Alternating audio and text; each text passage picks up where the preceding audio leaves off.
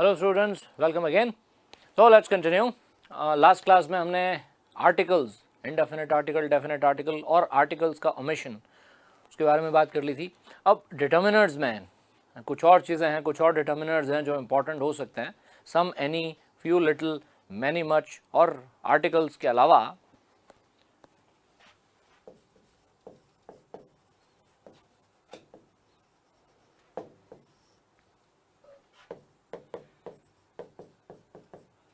ये भी डिटर्मिनर्स हैं, ईच और every.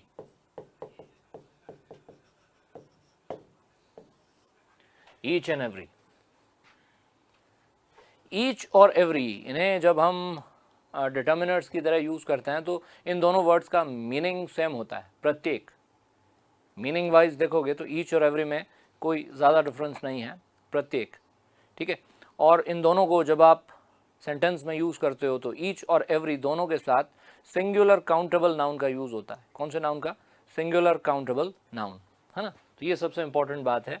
Both each and every, both each and every are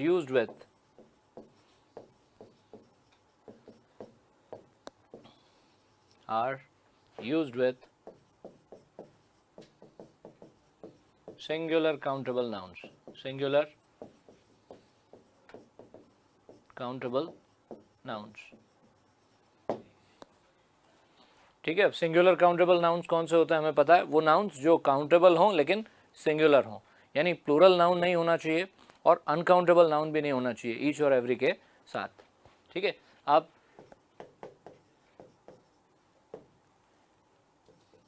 each people नहीं कह सकते,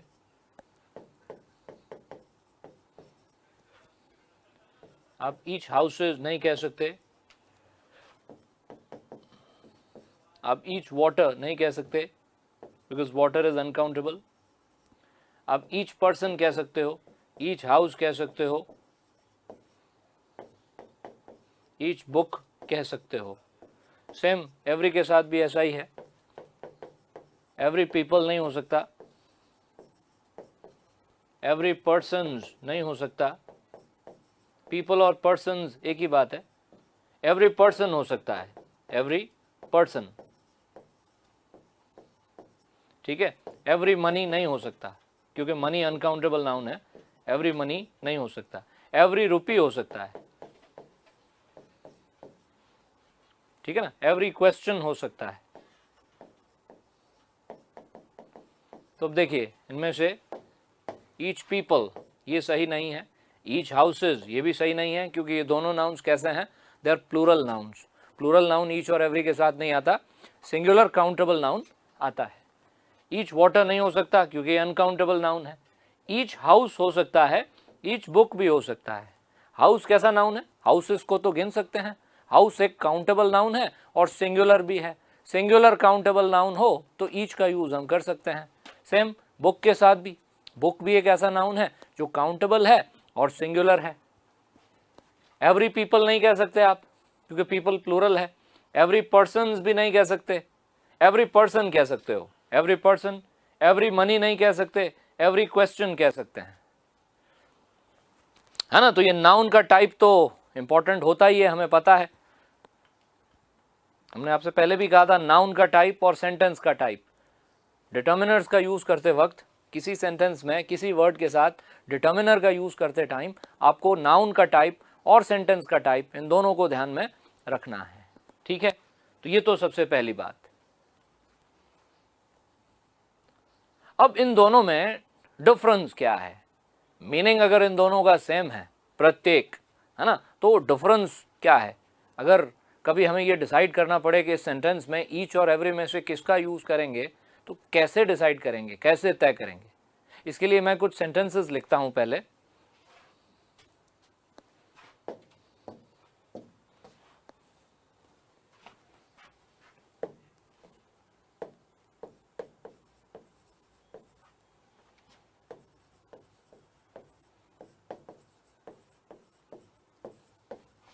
There were trees on blank space side of the road.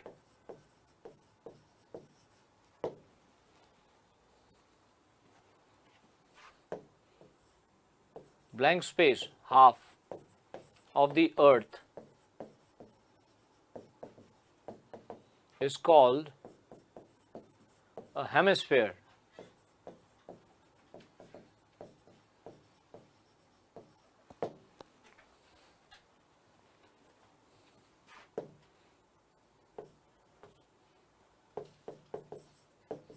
If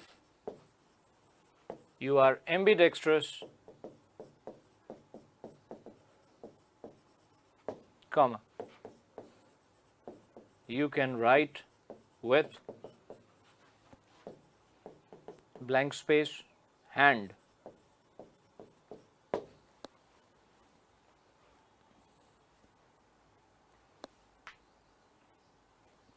अब इन sentences में ईच और एवरी इन दोनों में से अगर किसी एक का यूज करना हो तो किसका यूज करेंगे? ईच का यूज किस में करेंगे और एवरी का यूज किस में करेंगे? जरा देखिए, there were trees on every side of the road या there were trees on each side of the road? Each half of the earth या every half of the earth? Every hand या each hand?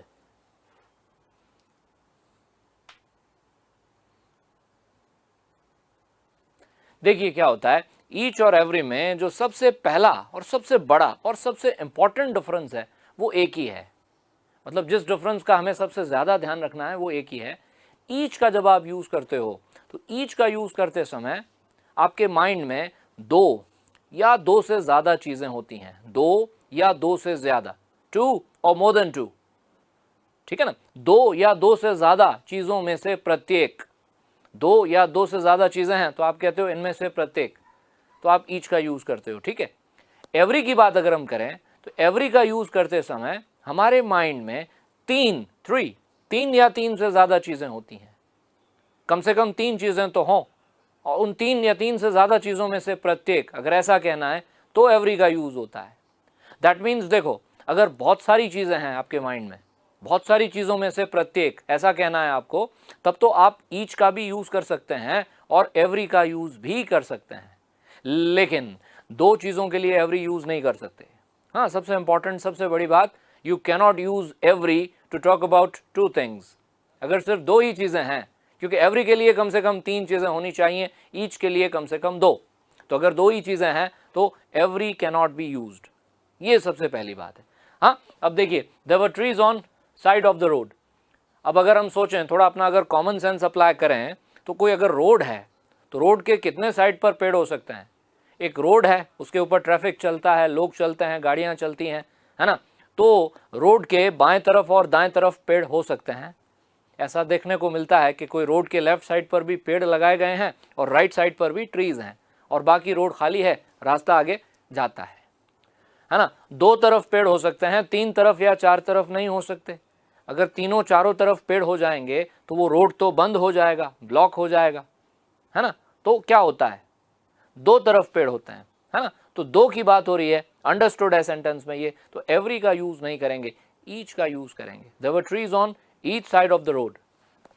सड़क के प्रत्येक side पर, हर तरफ पेड़ थे, यानी हर तरफ का मतलब यहाँ चारों तरफ से नहीं है, दो तरफ, यानी लेफ्ट साइड और राइट साइड। तो there were trees on each side of the road, every side of the road नहीं, each side of the road. Half of the earth is called a hemisphere. Earth जो है, धरती, पृथ्वी, इसको अगर दो halves में बांटें, है ना, तो एक एक हाफ हेमिस्फीयर कहलाता है। क्या कहलाता है? हेमिस्फीयर, गोलार्ध जिसको हिंदी में कहते हैं। ऊपर वाले हाफ को नॉर्दर्न हेमिस्फीयर कहते हैं और नीचे वाले हाफ को सदर्न हेमिस्फीयर कहते हैं। Northern hemisphere, southern hemisphere. Australia किस में आता है? सदर्न हेमिस्फीयर में, हाँ, और इंडिया जो है नॉर्दर्न, उत्तरीय गोलार्ध में, नॉर्दर्न हेमिस्फीयर में। तो हेमिस्फीयर का मतलब गोलार्ध, है ना? तो किसी भी चीज के आधे हिस्से तो कितने होंगे? आधा मतलब 50%, आधा मतलब हाफ, आधा मतलब 1/2, तो आधे हिस्से तो दो ही हो सकते हैं। किसी भी चीज को तीन आधे हिस्सों में नहीं बांट सकते, चार आधे हिस्सों में नहीं बांट सकते, एक चीज के आधे तो दो ही होंगे, है ना? तो आप कह रहे हैं कि अर्थ को अगर दो हाफ्स में बांटा जाए तो अर्थ का एक एक हाफ हेमिस्फीयर कहलाएगा। क्या कहलाएगा? हेमिस्फीयर। क्योंकि हाफ्स दो ही होते हैं, इसलिए ईच हाफ, एवरी हाफ नहीं, each half of the earth is called a hemisphere. Earth के एक एक हाफ को हेमिस्फीयर कहा जाता है। Third sentence, if you are ambidextrous. Ambidextrous क्या होता है? पहले तो एम्बीडेक्स्ट्रस वो लोग होते हैं जो अपने दोनों हाथों को यूज कर लेते हैं। मतलब हम में से ज्यादातर लोग या तो अपना राइट हैंड अच्छे से यूज कर पाते हैं, या कुछ लोग जो हैं वो लेफ्ट हैंड यूज करते हैं। लिखने की बात आती है तो हम राइट हैंड से लिखते हैं, कुछ लोग लेफ्ट हैंड से भी लिखते हैं। लेकिन जो लोग अपने राइट हैंड से लिखते हैं उन्हें लेफ्ट हैंड से लिखने को कहा जाए तो उन्हें मुश्किल होती है, और जो लोग लेफ्ट हैंड से लिखते हैं उन्हें राइट से लिखने को कहा जाए तो उन्हें मुश्किल होगी। उन्होंने अपने दोनों हाथों को ट्रेन नहीं कर रखा है। ठीक है, एक ही हाथ ट्रेंड है, दूसरे हाथ को हम उतना आसानी से जो है स्किलफुली यूज नहीं कर पाते। तो एम्बीडेक्स्ट्रस वो लोग होते हैं जिन्होंने अपने दोनों हाथों को ट्रेन कर रखा होता है, मतलब दोनों हाथों को यूज करने की ट्रेनिंग खुद को दी होती है। वो राइट हैंड से भी लिख लेते हैं, लेफ्ट हैंड से भी लिख लेते हैं। खास तौर पर एम्बीडेक्स्ट्रस उन्हें कहते हैं जो दोनों हाथों को लिख सकते हो, दोनों हाथों से लिख सकते हो, है ना। तो ये सेंटेंस कह रहा है कि अगर आप एम्बीडेक्स्ट्रस हैं तो अपने दोनों हाथों में से किसी भी हाथ से लिख सकते हैं। अब फिर ये सोचने वाली बात है, एक इंसान के हाथ कितने होते हैं? सिर्फ 2, 3 या 4 हाथ तो नहीं होते। एक आदमी के, एक इंसान के, एक व्यक्ति के 2 ही हाथ होते हैं। तो उन दोनों हाथों के लिए एवरी हैंड नहीं कह सकते, क्या कहेंगे? Each hand. अगर आप एम्बीडेक्स्ट्रस हैं तो आप अपने प्रत्येक हाथ से लिख सकते हैं। If you are ambidextrous you can write with each hand, every hand नहीं, ईच हैंड। तो इन तीनों सेंटेंसेस में ईच का यूज हुआ। क्यों हुआ? क्योंकि सेंटेंस बनाते सब समय हमारे माइंड में 2 चीजें थी। हाथ 2 होते हैं, हाफ्स भी 2 ही होते हैं, और ट्रीज जो है 2 तरफ हो सकते हैं सड़क के, 3 तरफ नहीं हो सकते। इसलिए इन तीनों में यूज हुआ किसका? ईच का। ठीक है, तो ईच और एवरी में डिफरेंस को अगर हम नोट करें, डिफरेंस के पॉइंट को, तो कैसे करेंगे? ईच और every.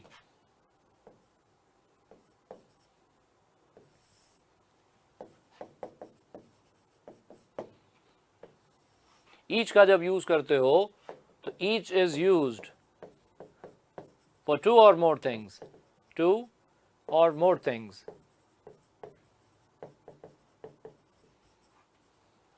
Every is used for 3 or more things.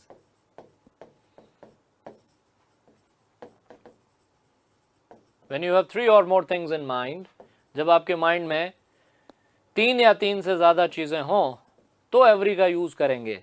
2 और 2 से ज्यादा चीजें हैं, अब ज्यादा चीजें हैं, मोर थिंग्स तो देखो दोनों में आ रहा है। तो अगर 4, 5, 6, 7, 10, 15, 20, 25 बहुत सारी चीजें हैं, उसके लिए ईच भी आ सकता है, एवरी भी आ सकता है। जैसे मान लीजिए कि कोई टीम है, क्रिकेट की टीम है, मान लीजिए 11 खिलाड़ी होते हैं, है ना। तो 11 तो 2 से 3 से ज्यादा हैं। तो आपको कहना है कि इस टीम का हर खिलाड़ी, आपको कहना है इस टीम का प्रत्येक खिलाड़ी, तो आप कह सकते हो every player of this team, और आप ये भी कह सकते हो each player of this team. Each player of this team, every player of this team, दोनों हो सकते हैं। क्यों? क्योंकि क्रिकेट की टीम में बहुत सारे खिलाड़ी होते हैं। लेकिन क्रिकेट की जगह मान लीजिए कोई और ऐसा स्पोर्ट है, कोई और ऐसा खेल है जिसमें 2-2 प्लेयर्स की ही टीम बनती है, टीम में 2 ही प्लेयर्स होते हैं, तो वहां एवरी प्लेयर नहीं कह सकते, वहां फिर क्या कहेंगे? Each player. तो अगर वो नंबर हमें पहले से मालूम है तो हम डिसाइड कर सकते हैं कि ईच का यूज करना है या फिर एवरी का। ठीक है, ये पहला और सबसे इंपॉर्टेंट डिफरेंस का पॉइंट यही है। You use each when you have 2 or more things in mind, you use every when you have 3 or more things in mind. 3 या 3 से ज्यादा चीजें माइंड में हो तो एवरी का यूज करना है।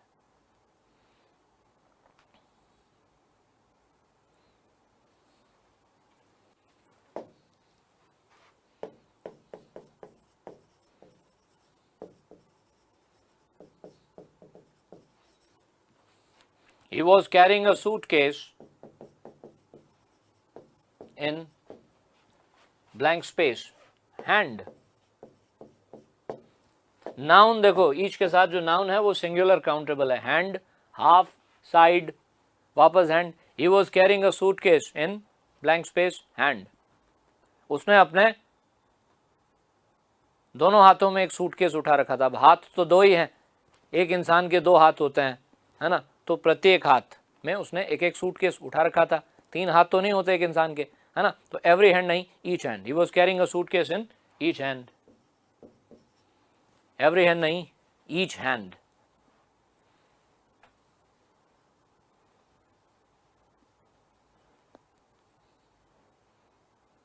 तो कभी कभी ईच और एवरी पर हालांकि देखा जाए तो क्वेश्चंस तो कम ही बनते हैं।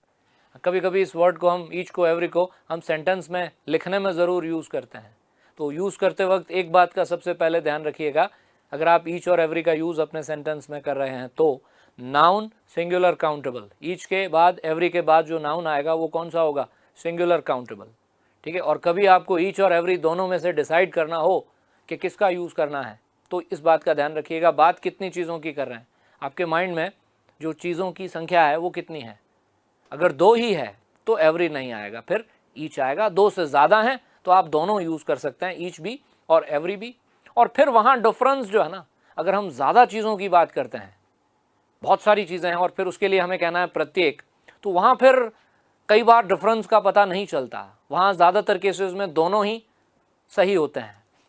फिर क्या होता है, अगर आप चीज़ों को एक एक करके देखना चाहते हो, वो डिपेंड करता है आपका नज़रिया क्या है। ठीक है ना, आपका मतलब आप चीज़ों को देख कैसे रहे हो। अगर चीज़ों को 1 बाय 1 एक एक करके देखना है तो आप ईच यूज़ कर सकते हो, और अगर आपको कलेक्टिवली सबको एक साथ देखना है तो आप एवरी यूज़ कर सकते हो। ठीक है ना। जैसे अगर आपको ये कहना है, जैसे टीम के प्लेयर्स की बात करूं मैं और मैं कहूं each player of this team, each player of this team, तो इसका मतलब इस टीम का एक एक खिलाड़ी। अगर मैं कहता हूं each player of this team तो इसका मतलब इस टीम का एक एक खिलाड़ी, यानी मैं एक एक खिलाड़ी को अलग से देख रहा हूं, 1 बाय 1। और अगर मैं कहूं every player of this team, तो every player of this team का मतलब इस टीम का हर खिलाड़ी, और मैं सब खिलाड़ियों को, सब प्लेयर्स को एक साथ देखने की कोशिश कर रहा हूं। तो आपका नज़रिया क्या है। आप अगर कलेक्टिवली सबको एक साथ देख रहे हो तो आप एवरी यूज़ करो, नहीं तो आप ईच यूज़ करो। कुछ इस तरह से ये है ईच।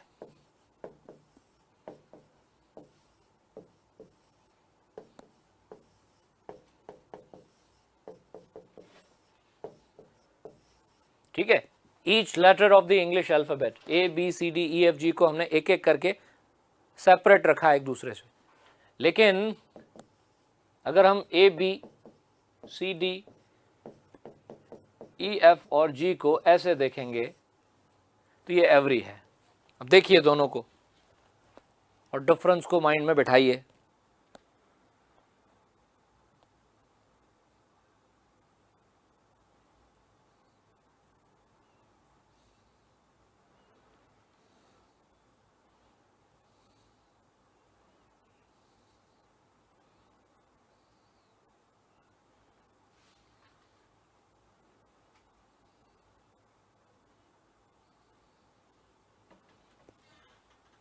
ठीक है।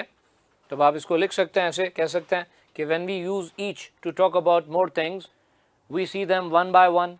When we use every to talk about more things, we see them collectively. ठीक है ना। मैं यहाँ लिख रहा हूँ when we use each to talk about more things,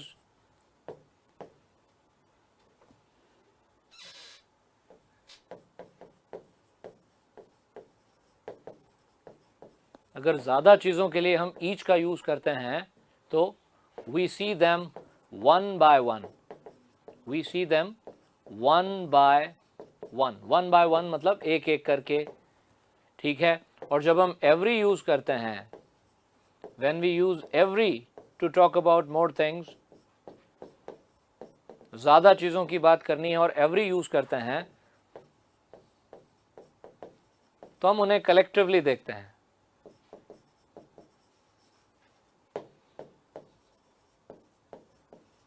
We see them collectively.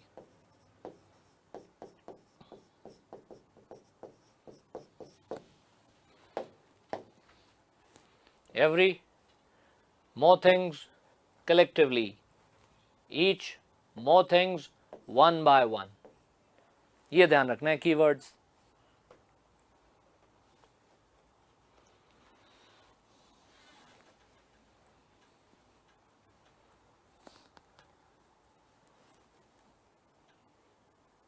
हाँ, सिविल सर्विसेज मेंस के एस्पायरेंट्स को तो देखो बहुत सारा कंटेंट दूसरे सब्जेक्ट्स के लिए भी पढ़ना होता है ना, तो आपकी हैबिट होती है कीवर्ड्स को याद रखने की, ठीक है। तो इसमें रूल्स और एक्सप्लेनेशन वाला जो पार्ट होता है ना इंग्लिश में, ग्रामर में, वो पूरा का पूरा लैंग्वेज याद मत करो, उसमें तो कीवर्ड्स को जो है वो माइंड में बैठा लो और एग्जाम्पल्स को याद कर लो, ठीक है ना। अब ये each more things one by one, मतलब जब ज़्यादा चीज़ों के लिए ईच का यूज़ करेंगे तो इसका मतलब हम वन बाय वन एक एक करके देखेंगे। एवरी मोर थिंग्स कलेक्टिवली, जब हम एवरी का यूज़ ज़्यादा चीज़ों के लिए करेंगे तो हम सबको फिर एक साथ देखने की कोशिश करेंगे, सब एक साथ, ठीक है। तो एवरी का यूज़ भी फिर ज़्यादातर लोग तब करते हैं जब कोई ऐसी बात कहनी हो जो सब पर लागू होती है, सब पर अप्लाई होती है, ठीक। जैसे ये every student must come in uniform, every student must come in uniform, her student को यूनिफॉर्म पहनकर आना ज़रूरी है, अनिवार्य है। एवरी स्टूडेंट मतलब ऑल स्टूडेंट्स, मैं ये नहीं कह रहा हूँ यहाँ पे कि एक एक स्टूडेंट को यूनिफॉर्म पहनकर आना है, यहाँ मैं कह रहा हूँ हर स्टूडेंट को, यानी सबको एक साथ देख रहा हूँ मैं कि जितने भी स्टूडेंट्स हैं उन सभी को यूनिफॉर्म पहनकर आना ज़रूरी है। Every student must come in uniform.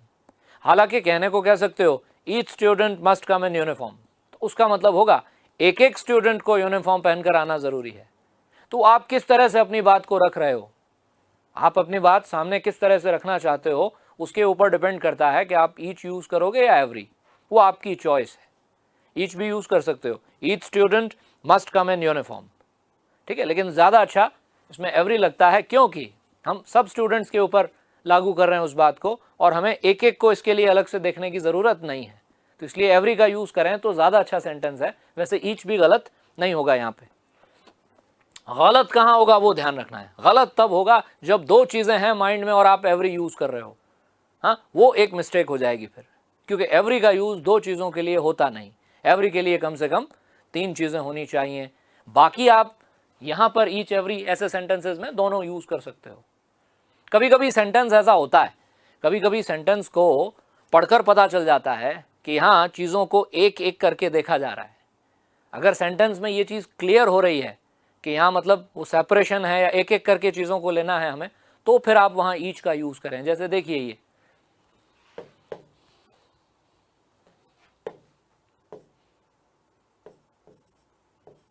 The manager interviewed blank space candidate separately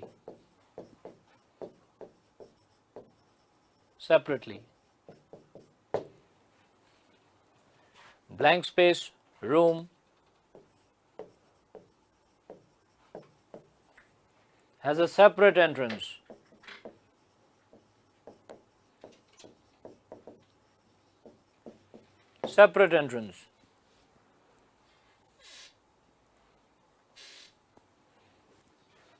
blank space student gave a different answer.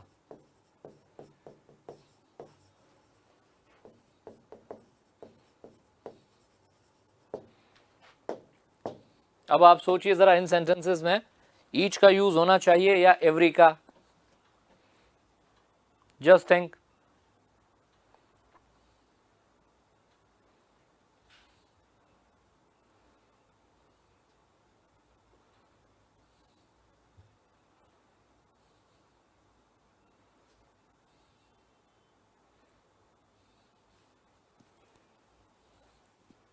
हाँ, सेपरेटली वर्ड क्या बताता है? सेपरेटली मतलब अलग से। मैनेजर ने जितने भी कैंडिडेट्स जॉब के लिए आए थे इंटरव्यू देने, मैनेजर ने हर कैंडिडेट का इंटरव्यू लिया, लेकिन सेपरेटली मतलब एक एक को बुलाकर। सेपरेटली इंटरव्यू लेने का मतलब क्या हुआ? पहले एक कैंडिडेट को बुलाकर उसका इंटरव्यू लिया, फिर दूसरे को बुलाकर उसका इंटरव्यू लिया। जनरली इंटरव्यूज़ ऐसे ही लिए जाते हैं, आमतौर पर जब जॉब के इंटरव्यूज़ होते हैं तो ऐसे ही लिए जाते हैं। लेकिन क्या है ना, सेंटेंस में सेपरेटली वर्ड आपने यूज़ किया है, तो सेपरेटली वर्ड जो है ना वो फिर इस चीज़ के ऊपर ज़्यादा जोर दे रहा है, इंडिकेट कर रहा है कि हाँ इंटरव्यू इस तरीके से लिया गया। तो अब हम फिर ईच का यूज़ करेंगे। The manager interviewed each candidate separately.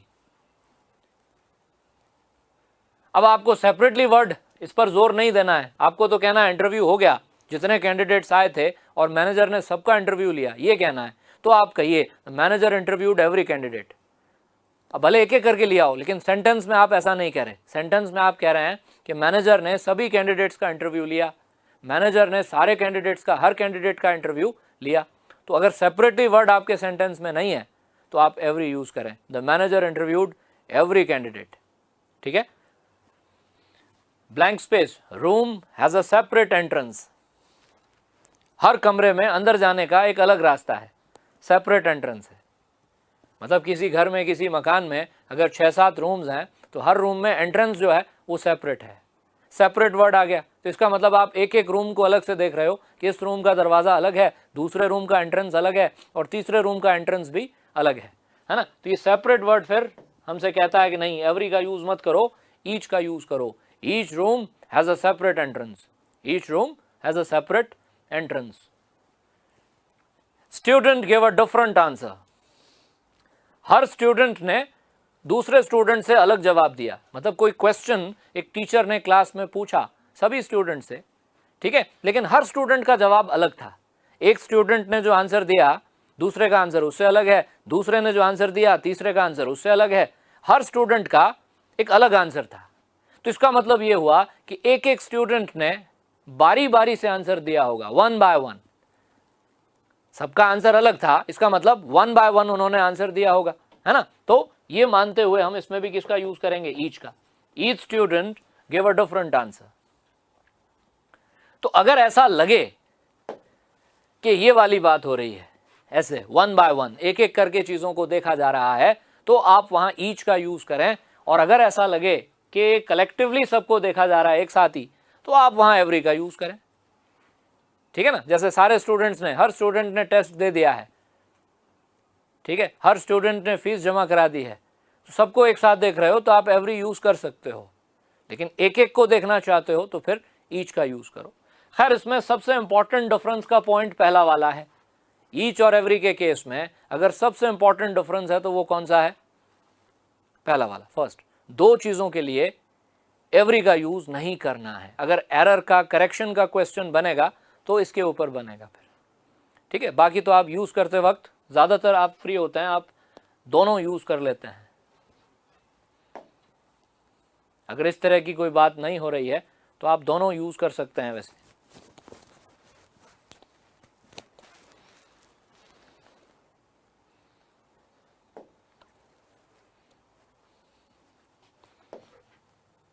बस ये ध्यान रहे, ईच और एवरी के बाद जो नाउन यूज करें वो नाउन सिंगुलर काउंटेबल नाउन हो, प्लूरल नाउन नहीं होना चाहिए, अनकाउंटेबल नाउन भी नहीं होना चाहिए।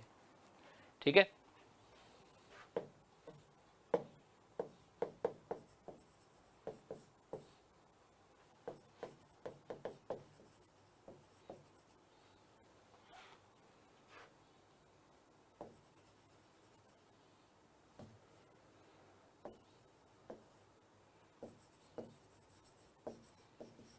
अब सपोज ये आ गया sentence, every children were happy. Every children were happy, हाँ, गड़बड़ है सेंटेंस में तो, और एक नहीं दो। पहली गड़बड़ तो यह है कि एवरी के साथ जो नाउन है वो सिंगुलर काउंटेबल नाउन होता है, जबकि चिल्ड्रन कहते हैं बच्चों को। प्लूरल है, चाइल्ड का प्लूरल है चिल्ड्रन।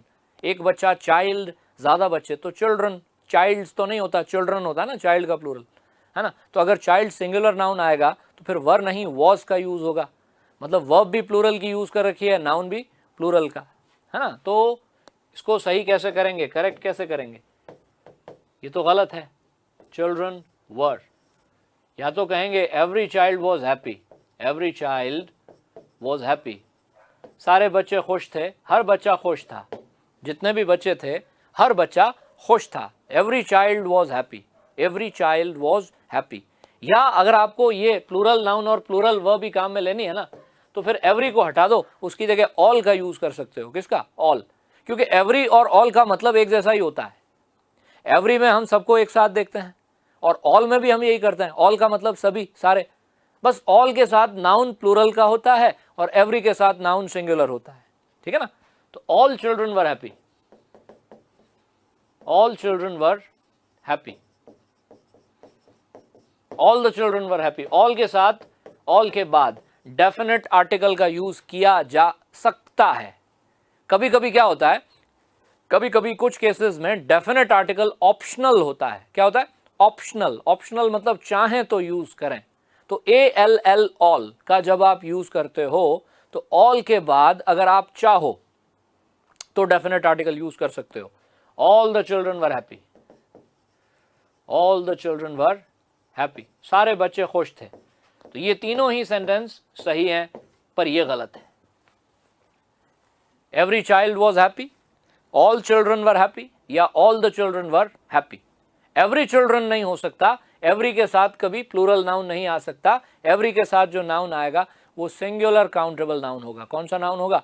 Singular countable noun. ठीक है ना? एवरी पर्सन हो सकता है, एवरी पर्सन नहीं हो सकता। ईच का जब यूज करता है ना तो कभी कभी क्या होता है, कभी कभी सेंटेंस में ईच का यूज करते हैं, ईच के बाद एक प्रपोजिशन यूज करते हैं, OF ऑफ, ईच ऑफ, ठीक है, और उसके बाद फिर एक प्लूरल नाउन यूज कर लेते हैं। ऐसा ईच के साथ होता है कभी कभी। ईच के बाद ऑफ के बाद plural noun.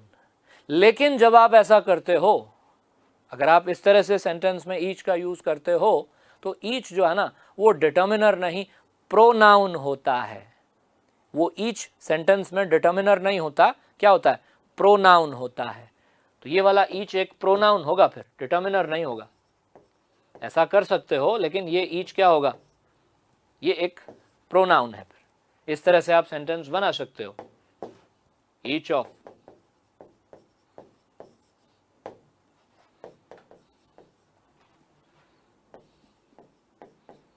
the boxes contains sweets। सही है ये, each of the boxes contains sweets। जितने भी बॉक्सेस हैं उन बॉक्सेस में से प्रत्येक बॉक्स में मिठाइयां हैं, स्वीट्स हैं। तो या तो आप कहें each box contains sweets, each box contains sweets, ये भी ठीक है।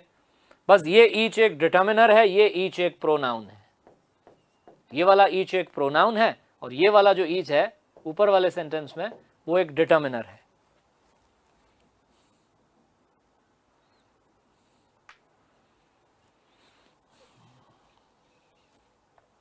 ना? तो ये जो हमने लिखा था ये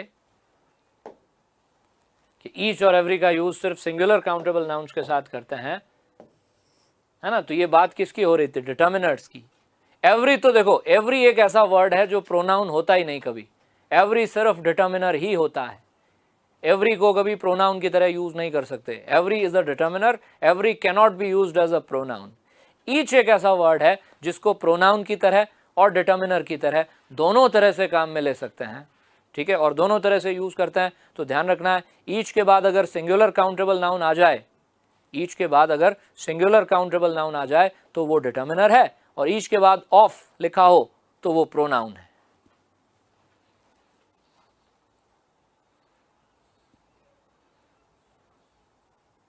मतलब उसका वही रहेगा, ईच का मीनिंग चेंज नहीं होगा।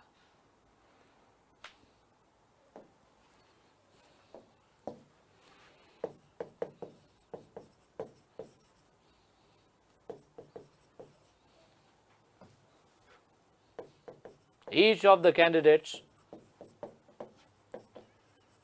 was a postgraduate, was a postgraduate। जितने भी कैंडिडेट्स आए थे जिन्होंने जॉब के लिए अप्लाई किया था, उनमें से प्रत्येक कैंडिडेट एक पोस्ट ग्रेजुएट था। उन कैंडिडेट्स में से प्रत्येक कैंडिडेट जो है पोस्ट ग्रेजुएट था। ईच ऑफ द कैंडिडेट्स, या फिर आप कहें each candidate, each candidate was a postgraduate।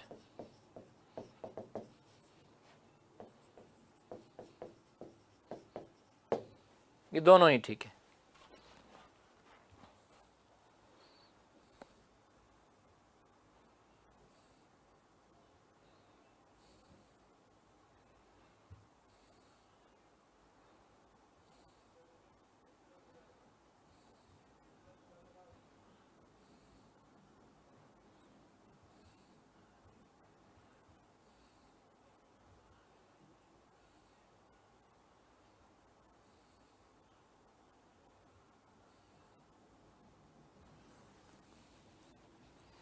ठीक है, तो ये कुछ इंपॉर्टेंट बातें होती हैं। नाउन का टाइप जो है ये बहुत इंपॉर्टेंट है, उसका ध्यान रखना है हमें। So this was all about each and every. ये बात थी ईच की और एवरी की। ठीक है, अब ईच और एवरी के अलावा डिटर्मिनर्स में आइदर और नाइदर, आइदर नाइदर ये भी डिटर्मिनर्स हैं। BOTH बोथ, बोथ भी एक डिटर्मिनर है। चलिए पहले बोथ को देखते हैं। बोथ को कंपेयर करते हैं ईच से। Let us compare each and both. Both का मतलब क्या होता है? बोथ का मतलब होता है दोनों। बोथ वर्ड तो बहुत कॉमन है, जानते हैं हम इस वर्ड को बहुत अच्छे से। बोथ माने दोनों। ईच का मतलब प्रत्येक, है ना। तो ईच को हम दो चीजों के लिए यूज कर सकते हैं। माइंड में अगर दो ही चीजें हैं तो वी कैन यूज ईच। और बोथ का यूज तो करते ही दो के लिए हैं। बोथ का मतलब तीनों नहीं होता, बोथ का मतलब दोनों होता है। तो मान लेते हैं थोड़ी देर के लिए कि ईच का यूज हमें दो चीजों के लिए ही करना है। सपोज मान लिया कि हमने ईच का यूज जो है वो दो चीजों के लिए ही करना है। तो अगर दो चीजों के लिए ही आपको ईच यूज करना है तो ईच और बोथ में डिफरेंस क्या होगा? कब आप बोथ यूज करेंगे, कब ईच? अगर आपको दो की ही बात करनी है, तीन की बात करनी नहीं है, हाँ, you want to talk about two things only, तो डिफरेंस कैसे करोगे ईच में और बोथ में? देखो क्या होता है, अगर ऐसा है तो ईच के साथ तो सिंगुलर काउंटेबल नाउन आता है। Each comes before a singular countable noun,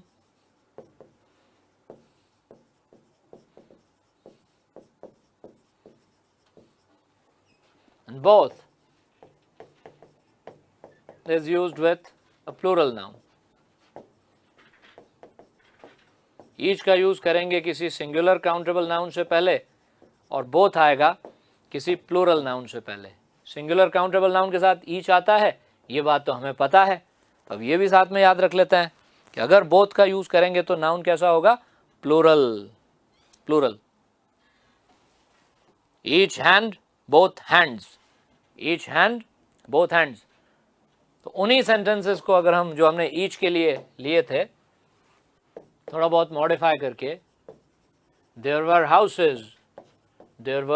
houses on blank space sides of the road.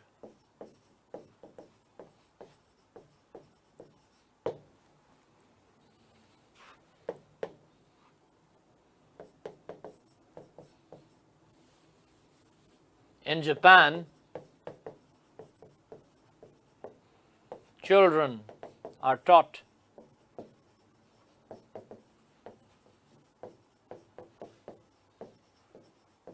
to write with blank space hands.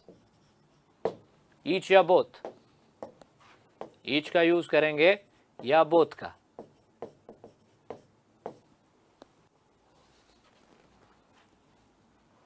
Each side of the road, both sides of the road। देखो sentence में noun plural का है, sides. जिस तरह से किसी road के दोनों तरफ पेड़ हो सकते हैं, पेड़ लगे हो सकते हैं, उस तरह से रोड के दोनों तरफ घर भी बने हो सकते हैं। एक सड़क है, रोड है, जा रही है, इस तरफ घर बने हुए हैं, इस तरफ भी हाउसेज हैं। ठीक है, तो there were houses on both sides of the road, both sides of the road. Noun देखो कैसा है, प्लूरल है, साइड्स। साइड्स की जगह अगर साइड लिखा होता तो हम ईच का यूज करते, फिर हम कहते there were houses on each side of the road, each side of the road, both sides of the road, each side, both sides. ठीक है। In Japan children are taught to write with both hands. Japan में बच्चों को दोनों हाथों से लिखना सिखाया जाता है। जापान में छोटे बच्चों को स्कूल्स में लेफ्ट हैंड और राइट हैंड दोनों हाथ यूज करना सिखाते हैं, है ना, बोथ हैंड्स। अगर हैंड्स की जगह हैंड होता तो ईच का यूज करते। In Japan children are taught to write with each hand, each hand, both hands. Noun singular है तो ईच, नाउन प्लूरल है तो बोथ। ये डिफरेंस है ईच में और बोथ में, ध्यान रखिएगा। फिर से नाउन का टाइप, डिटर्मिनर का यूज करते वक्त नाउन का टाइप और सेंटेंस का टाइप, ये दो सबसे इंपॉर्टेंट बातें होती हैं।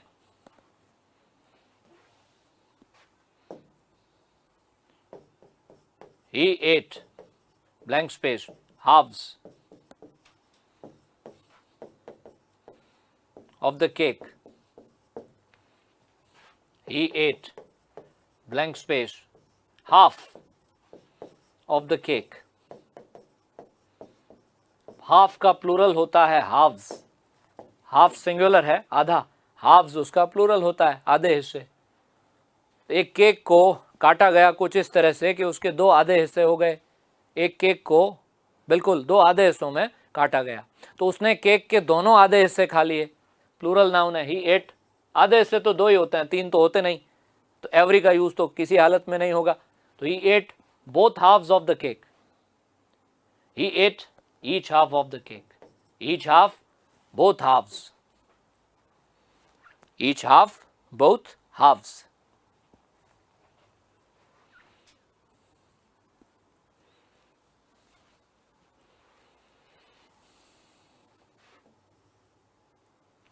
ठीक है ना। और ऐसा ही कुछ ऑल और एवरी में भी होता है, ऐसा ही डिफरेंस एवरी और ऑल में भी है। ऑल का मतलब होता है सभी, सबको एक साथ देखते हुए, एवरी का मतलब भी यही होता है, सब एक साथ, है ना। लेकिन एवरी का जब यूज करते हैं तो नाउन सिंगुलर काउंटेबल होता है, और ऑल का यूज करते हैं तो नाउन प्लूरल होता है, ठीक है ना। Every comes before a singular countable noun,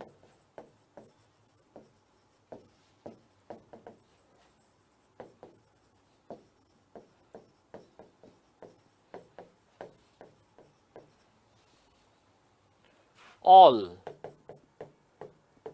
is used before plural nouns.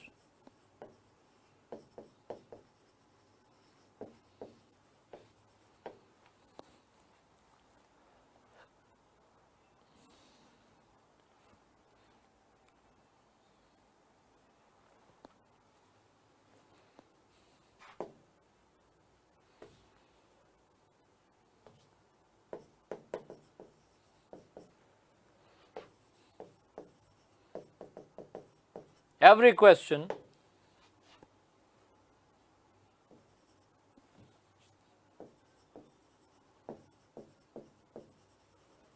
was answered by him. Every question was answered by him. All questions were answered by him. All questions were answered by him. जितने भी सवाल पूछे गए थे, दो से ज़्यादा थे जाहिर है, तभी हमने एवरी का यूज़ किया। हाँ, दो से ज़्यादा जितने भी सवाल पूछे गए थे, हर सवाल का जवाब उसने दिया। Every question was answered by him. तो जहाँ आप एवरी यूज़ कर रहे हैं तो देखिए नाउन सिंगुलर है, और जहाँ आप ऑल यूज़ कर रहे हैं वहाँ नाउन प्लूरल है। All questions, every question, all questions, all questions were answered by him, every question was answered by him. तो अगर आपको एवरी और ऑल में कंपैरिजन करना है इस तरह का, तो एवरी और ऑल में वही डिफरेंस है जो ईच और बोथ में होता है। ईच सिंगुलर काउंटेबल नाउन के साथ, बोथ प्लूरल नाउन के साथ। इसी तरह से एवरी सिंगुलर काउंटेबल नाउन के साथ, लेकिन ऑल जो है वो प्लूरल नाउन के साथ। Every student, all the students, ठीक है।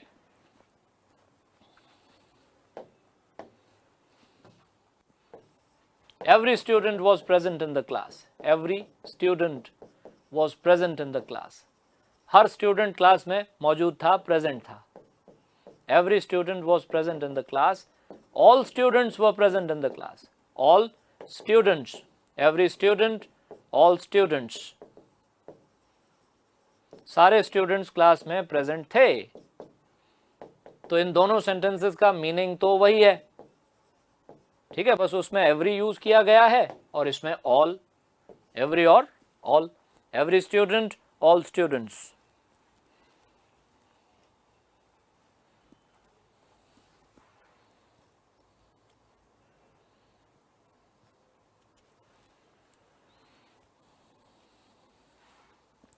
ऑल का जो यूज है ना, ऑल का यूज जो होता है काउंटेबल अनकाउंटेबल दोनों के साथ होता है।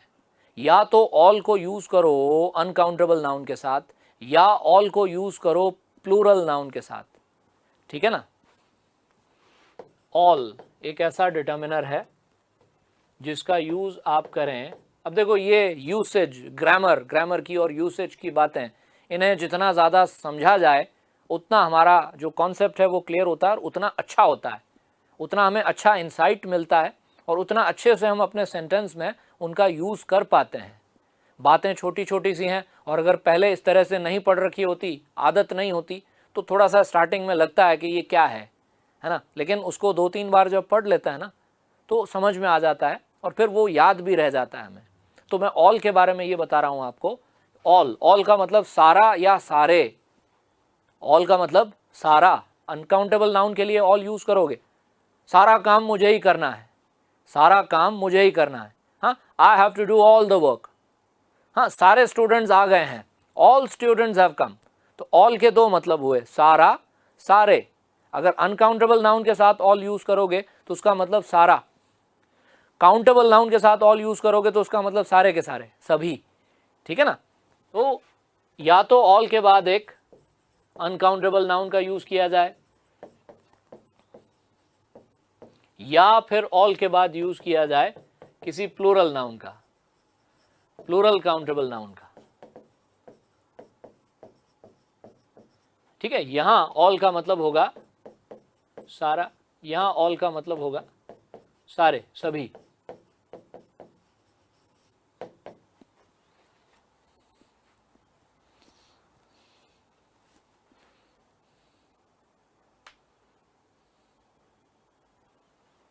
ठीक है, इस तरह से we have spent all the money, we have spent all the money.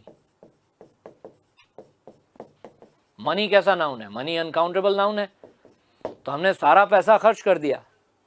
जितना पैसा था, जितना मनी था, सारा खर्च कर दिया। We have spent all the money. अब यहाँ पे ऑल का यूज अनकाउंटेबल नाउन के साथ हुआ है। मैंने आपको बताया था ऑल के साथ द का यूज कर सकते हो। ऑल के बाद में आर्टिकल द का यूज ऑप्शनल है, चाहे तो कर सकते हैं, है ना। आप द का यूज नहीं करना चाहते, कोई बात नहीं, we have spent all money. ठीक है, और एक all the books belong to the library. ये सारी किताबें, ये सभी किताबें लाइब्रेरी की हैं। All books belong to the library, all the books belong to the library. ये सारी की सारी किताबें लाइब्रेरी को बिलोंग करती हैं, लाइब्रेरी की हैं। ठीक है, तो ऑल का यूज दोनों टाइप के नाउन्स के साथ हो रहा है, अनकाउंटेबल के साथ। लेकिन अगर काउंटेबल नाउन के साथ करते हैं तो काउंटेबल नाउन प्लूरल होता है, सिंगुलर नहीं। ठीक है ना, ऑल बुक नहीं, all the books. All student नहीं, ऑल द स्टूडेंट्स। एक स्टूडेंट, उसके लिए ऑल यूज नहीं करना है। बहुत सारे स्टूडेंट्स हैं तो उनके लिए ऑल यूज करना है। एक स्कूल में बहुत सारे क्लासरूम्स हैं तो उन सारे क्लासरूम्स के लिए आप कह सकते हो all the classrooms. All the classrooms मतलब सारे क्लासरूम्स।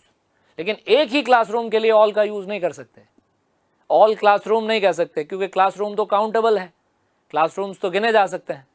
तो अगर नाउन काउंटेबल है ऑल के साथ तो वो प्लूरल काउंटेबल नाउन होना चाहिए, या फिर ऑल के बाद आने वाला नाउन अनकाउंटेबल होना चाहिए।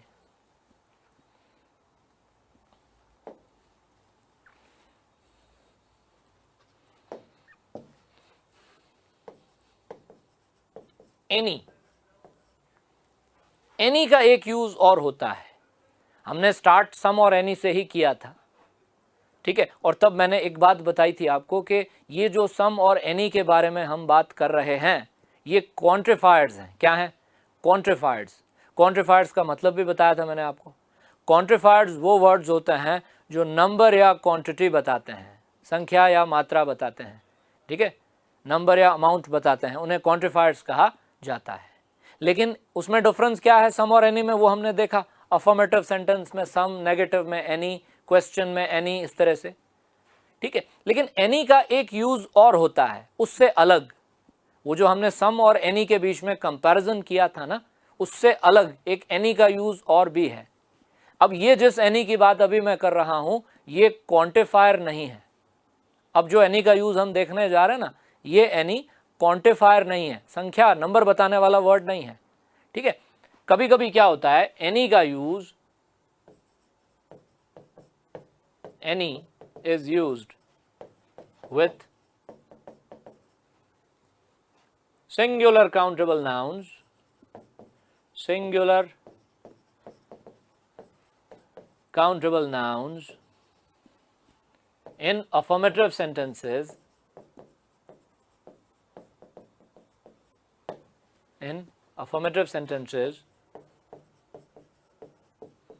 to mean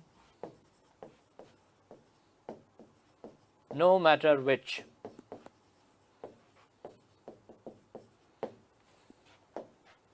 Any is used with singular countable nouns in affirmative sentences to mean no matter which. पढ़ो इसको क्या लिखा है.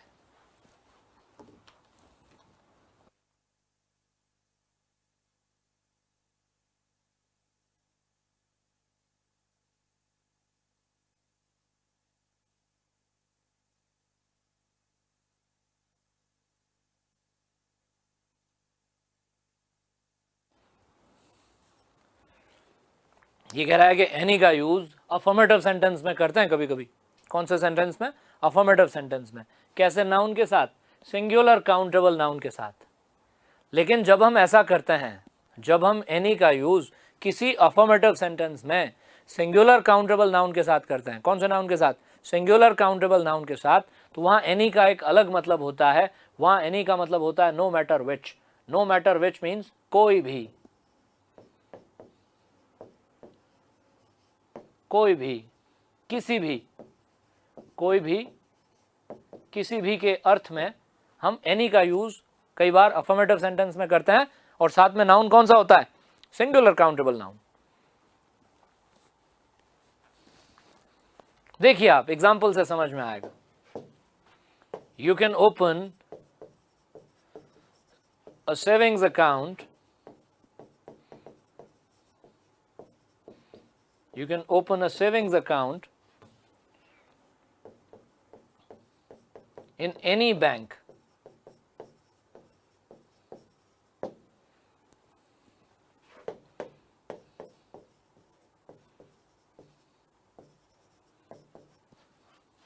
You can ask me any question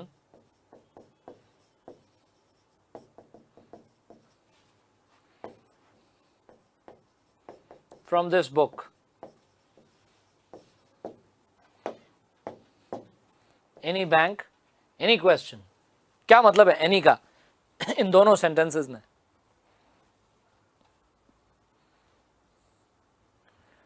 savings account खोलना है, बचत खाता खोलना है ना, तो बचत खाता किसी भी बैंक में खोला जा सकता है. ऐसा तो है नहीं कि हाँ ये बैंक सेविंग्स अकाउंट खोलती हैं और दूसरी बैंक हैं जो सेविंग्स अकाउंट ओपन नहीं करती. आमतौर पर किसी भी बैंक में आप चले जाएं तो वो बैंक की ब्रांच आपको सेविंग्स अकाउंट तो खोल के देती है ना. तो you can open a savings account in any bank. किसी भी बैंक में, कोई भी बैंक. यहाँ एनी का मतलब, यहाँ हम बैंक की संख्या नहीं बता रहे. वो जो हमने लास्ट पहले सम और एनी की बात की थी ना, वहां एनी का यूज हम कर रहे थे नंबर या अमाउंट बताने के लिए, संख्या बताने के लिए, मात्रा बताने के लिए. यहां एनी का मतलब है कोई भी, कोई फर्क नहीं पड़ता कौन सा. नो मैटर विच मतलब कोई फर्क नहीं पड़ता कौन सा. कोई फर्क नहीं पड़ता आप कौन से बैंक में जाते हो, किसी भी बैंक में जाकर आप सेविंग्स अकाउंट खोल सकते हो. ठीक है. You can ask me any question from this book. इस किताब में से आप मुझसे कोई भी सवाल पूछ सकते हो. इस किताब में से आप मुझसे कोई भी सवाल पूछ सकते हो. तो इसमें भी एनी का मतलब क्या है? कोई भी. तो कभी कभी एनी का मतलब होता है कोई भी, कभी कभी एनी का मतलब होता है कोई भी. लेकिन कब होता है? जब सेंटेंस अफर्मेटिव हो और नाउन सिंगुलर काउंटेबल हो. अगर सेंटेंस अफर्मेटिव है और नाउन सिंगुलर काउंटेबल है और ऐसे में आप एनी यूज करते हो उसके साथ, तो एनी का मतलब होता है कोई भी, किसी भी.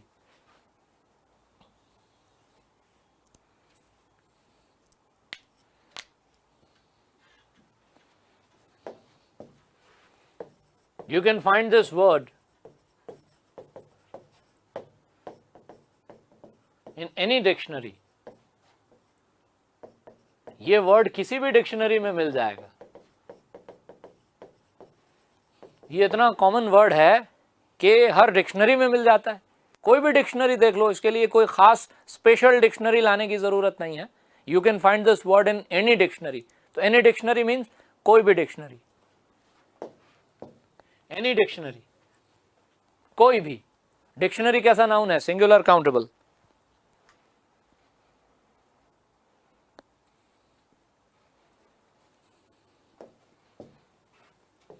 Choose any colour you like, choose any colour you like, कोई भी कलर जो तुम्हें पसंद हो चुन लो। किसी के सामने आपने चॉइस रख दी कलर्स की, इतने सारे कलर हैं, इनमें से जो कलर, कोई भी कलर तुम्हें अच्छा लगे चूज कर लो। Choose any colour you like, तो एनी कलर का मतलब कोई भी colour, choose any colour you like. ठीक है, ask any question from this book, find this word in any dictionary. तो एनी का ये यूज भी आपको पता होना चाहिए। कौन सा यूज? एनी को डिटर्मिनर की तरह अफर्मेटिव सेंटेंस में सिंगुलर काउंटेबल नाउन के साथ यूज करते हैं, तब एनी का मतलब होता है कोई भी, नो मैटर विच, कोई फर्क नहीं पड़ता कौन सा। ठीक है, इन सारी बातों को बार बार वापस देखने की जरूरत है। एक बार देखने से नहीं होगा, भूल जाएंगे। एक बार देखा लिखा छोड़ दिया है ना, भूल जाएंगे। जब टाइम मिले इसको बार बार जो है वो रिपीट कीजिए। Repetition is the mother of learning. Repeat करेंगे तो लर्निंग होगी, नहीं तो नहीं होगी। ठीक है, अदरवाइज भूल जाएंगे। छोटी छोटी बातें हैं, इंपॉर्टेंट है, और इनका ध्यान ना रखने की वजह से गलतियां होती हैं हमसे, और गलतियां होती ही यहीं पर है हमसे। ठीक है ना, तो इसको पढ़िएगा बहुत अच्छी तरह से। नेक्स्ट क्लास में फिर आगे की बात करते हैं। Thank you.